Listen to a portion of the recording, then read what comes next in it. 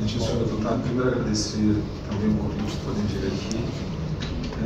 Penso que essa discussão é uma discussão fundamental para o país, na qualidade de Estado. E qualquer estadista, na visão de quem pensa na sociedade, quem pensa no futuro, estaria completamente envolvido com essa discussão nesse momento. Ela bypassa qualquer cor partidária, até porque tenho certeza que a gente está muito próximo dos lados, ou seja, todo mundo quer o melhor para o país, todo mundo quer mais emprego, todo mundo quer mais atividade, todo mundo quer mais cidadania, todo mundo quer a mesma coisa para o país.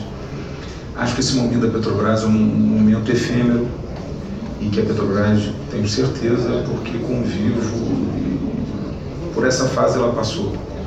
E existe uma palavra que é fundamental para toda a sociedade, que é eficiência. E todos nós temos que aprender a viver com esse conceito de eficiência e esquecendo todo o desperdício que a indústria do petróleo gerou para todos nós. Para todos aqueles que conviveram com o petróleo, conviveram com um cenário de desperdício muito grande, a ponto da gente viver com arrecadações significativas e hoje não tem ainda fontes sustentáveis para poder conduzir o processo econômico da própria sociedade. O arranjo econômico é fundamental. A gente não pode imaginar que uma atividade econômica viva só dos grandes cérebros, dos grandes operadores. A sociedade como toda, ela sobrevive e vive desse arranjo da economia. Penso que o que falta à Petrobras hoje não é falta de investidores na empresa, é a capacidade dessa empresa investir na operação. É isso que falta, essa é a grande diferença. A partir do momento que a Petrobras venha e diga para a sociedade, a empresa se recuperou, a partir de agora nós vamos produzir, a partir de agora o óleo vai ser produzido, os nossos barris de petróleo vão voltar para o mercado nacional, internacional. Isso vai trazer novos empregos e acaba com todo esse cenário de dúvida. Mas enquanto isso não acontece, é fundamental que haja dinheiro novo, que haja novos operadores que possam produzir esse petróleo, porque independente do tempo que tem para se produzir esse petróleo, ele é um tempo ainda escasso. E é fundamental que essa economia tenha a oportunidade de usar esse petróleo, até porque, voltando a uma pergunta, uma atividade que consome, que produz 12% do PIB para um país. 12%, tudo que se produz para o país em termos de economia, 12% é da indústria do petróleo. Consequentemente, uma crise grave que essa indústria do petróleo, quando ela passa a atravessar, ela gera no país. Então, eu acho que a discussão é fundamental. Acho que a própria Petrobras, no seu âmago, ela tem a convicção de que ela precisa, nesse momento, abrir mão de sua operadora única. Acho que pensa tanto assim que até esse momento ela não se pronunciou sobre o fato. Então há um cenário que precisa de ser descortinado. Ainda há muita coisa para ser discutida, mas há um só ator que não pode esperar mais, o desempregado. E esse desempregado, ele está passando por necessidades. Todos nós que somos trabalhadores de qualquer área da saúde, da indústria, do comércio, sabem o quanto dói o desemprego.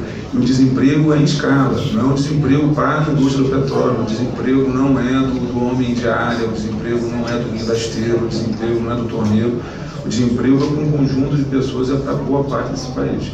Então eu tenho certeza que essa casa vai ter a capacidade de apreciar essa matéria da forma mais sábia possível. Tenho certeza que todos os atores, todos os grupos terão a serenidade necessária para entender que isso de fato é uma pauta para o Estado, para o país e tomar a melhor decisão. Eu torço para que em breve essa situação se modifique e que o nosso investimento possa vir para a indústria do petróleo, para que a gente possa literalmente amenizar o dia a dia de uma população que está definitivamente sem emprego. Muito obrigado.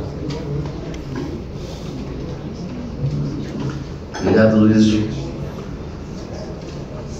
Concluindo nossos trabalhos, terminadas as exposições, não havendo inscritos, eu vou agradecer a presença do Guilmar Canarini. Desculpa. Não é só para poder manifestar, parabenizar os dois palestrantes, tanto o Guilmar quanto o ex-deputado federal e atualmente prefeito de Macaé, o Luiz. Dizer que, apesar de não ter ouvido toda a explanação, mas eu ouvi do Guilmar, do Dr. Luiz, enquanto prefeito, enquanto deputado, enquanto prefeito, conheço muito bem a linha de raciocínio, nós fomos colegas aqui nessa casa. Acho que isso nos dar também sim informações necessárias para essa decisão. E essa decisão tem que ter muito equilíbrio mesmo, tem que ter muita parcimônia. Ocorre que essa decisão, concordo, ela tem uma visão estratégica de longo prazo, mas nós temos alguns fatores que são fatores urgentes, fatores que são, como disse aqui o doutor Luiz, do dia a dia. O Rio de Janeiro, infelizmente, para o bem e para o mal, é o estado que mais sofre essa situação. Não precisa nem falar muito, até por questões que nós estamos vendo no noticiário nos jornais. Mas essa decisão não pode ser uma decisão tomada pela emoção, né, e nem por uma disputa que acaba sendo ilógica, tanto para a empresa quanto para o país, né? A empresa é fundamental, ela é estratégica para o Brasil.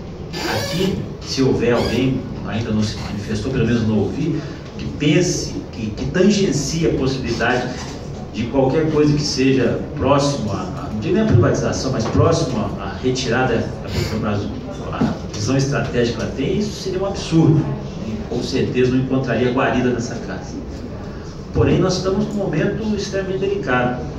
E nós tivemos outras decisões, e eu tive aqui a oportunidade de participar da discussão da troca de exploração, da concessão para partilha. E naquele momento, se o debate fosse um pouco mais aprofundado, talvez nós não tivéssemos feito. Mas estava impedindo uma lógica ali, e aí digo muito mais do ponto de vista da distribuição de royalties. Eu posso falar à vontade, porque aqui o Lelo é do Espírito Santo e eu sou do Rio de Janeiro, nós éramos estados que nos Estados Unidos ali, que parece muito mais uma lógica da vontade da distribuição de royalties do que efetivamente a discussão da modelagem de exploração. Ficou muito ruim nessa casa esse debate, no meu ponto de vista, obviamente, pelo meu estado e pelo que eu vi assistir. Então, a proposta, a discussão aqui hoje, realmente, ela não pode ser vista sobre esses aspectos cíclicos, esse aspecto ciclo-econômico. Mas ela não está desassociada do que acontece no cenário mundial. A senhoria sabe muito bem por que o preço do barril chegou a esse ponto.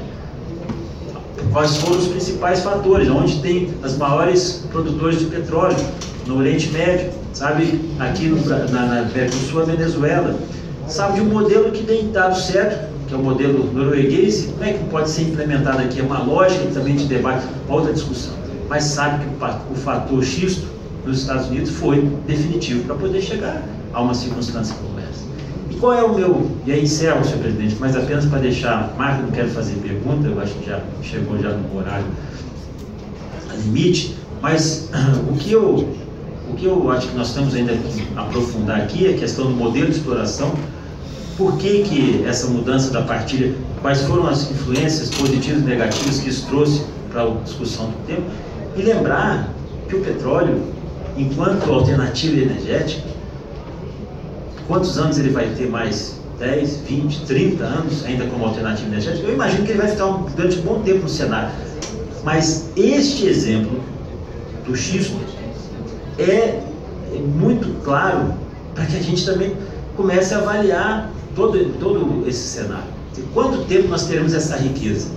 Senão nós vamos ficar guardando tanto, é igual aquela pessoa que guardou um baú com contos de réis. E tem um monte de dinheiro, mas não vale mais nada. Então essa visão, essa preocupação, ela é estratégica, ela é fundamental para a instituição, para a empresa em si, mas ela precisa ter pelo menos um norte, que é o que nós estamos fazendo aqui. Sem esse debate, eu procuro sempre buscar a racionalidade, o equilíbrio, para poder tomar uma decisão, para poder avaliar. Mas todos esses cenários nós teremos que avaliar, seja o cenário mundial, o nacional, do ponto de vista da empresa, que ela é, eu diria, um dos aspectos mais importantes aqui desse nosso debate, e também sobre os aspectos dos estados e dos municípios. Eu entendo que isso sim é relevante nesse momento. Nós não podemos nos agarrar a alguns conceitos e alguns princípios que são sim importantes, mas que não podem ser os balizadores de uma decisão num momento como esse.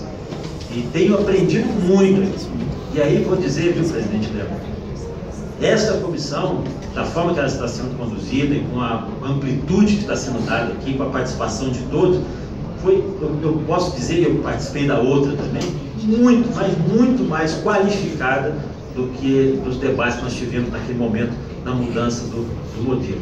Então eu acho que nós temos uma excelente oportunidade aqui de fazer uma legislação necessária de mudança, uma legislação que seja equilibrada, não para atender só o momento, mas que o momento é importante, mas com uma visão, sim, uma visão estratégica, do ponto de vista da política energética, do ponto de vista da política de estratégia da empresa e, obviamente, do futuro do país. Então, só deixar registrado aqui e parabenizar ambos os expositores que, dentro das suas linhas de raciocínio, obviamente defenderam o que todos nós estamos aqui defendendo, em princípio maior, que é o país.